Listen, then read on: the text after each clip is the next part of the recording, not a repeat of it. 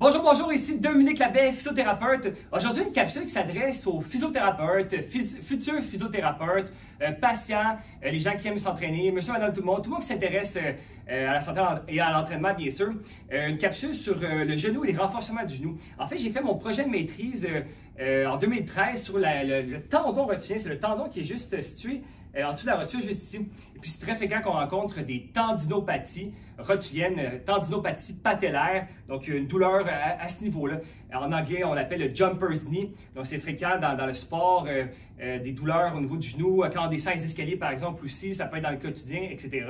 Puis, dans le projet de maîtrise, j'avais sorti beaucoup de protocoles de renforcement pour renforcer donc cette partie-là, cette structure-là. Il y a beaucoup de protocoles qui c'est avec une planche comme ceci. Donc, vous voyez, je peux mettre différentes inclinaisons. Donc, je peux faire, par exemple, une inclinaison moins grande comme ceci. Et je peux descendre, renforcer mon genou comme ça. On peut le faire aussi en isométrie, par exemple, de maintenir la position. Différents protocoles où on maintient comme ceci pour créer pour diminuer la douleur, une analgésie. Je vais mettre plus d'angle ici, par exemple, comme ceci, pour augmenter même la difficulté. On peut faire une belle emphase sur le mouvement excentré, de retenir le mouvement aussi.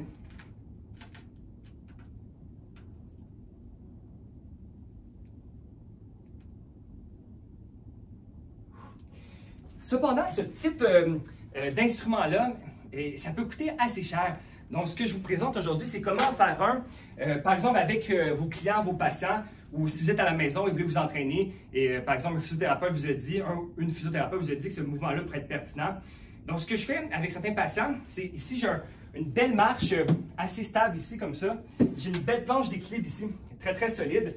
Et donc, avec certains patients, j'utilise cette technique-là. Et pour être très sécuritaire, il ne faut vraiment pas que les personnes glissent, se fassent mal. Donc, on vient renforcer, se travailler certaines structures pour ne pas avoir de douleur. Donc, il ne faut pas se blesser en faisant l'exercice. J'aime bien mettre une bonne plate, un poids ici pour bien stabiliser le tout. Et dans cette planche ici, j'ai une surface antidérapante, donc c'est assez sécuritaire.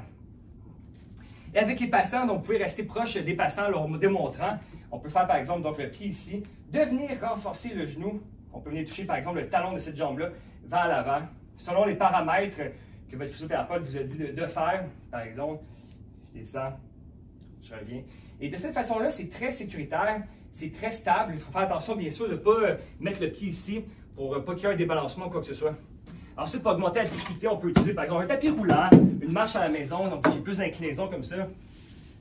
Je mets toujours ça pour être sécuritaire. Donc l'idée, c'est de rester proche des patients aussi, surtout les premières fois, pour les aider avec l'équilibre, etc. Donc comme ceci.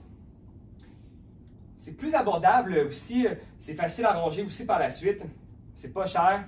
Et puis dans la plupart des cliniques de physiothérapie, la plupart des gyms, on peut trouver ce type d'instrument-là.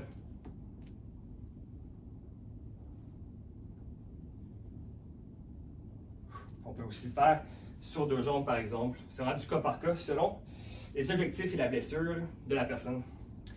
Et voilà, merci, et à la prochaine capsule!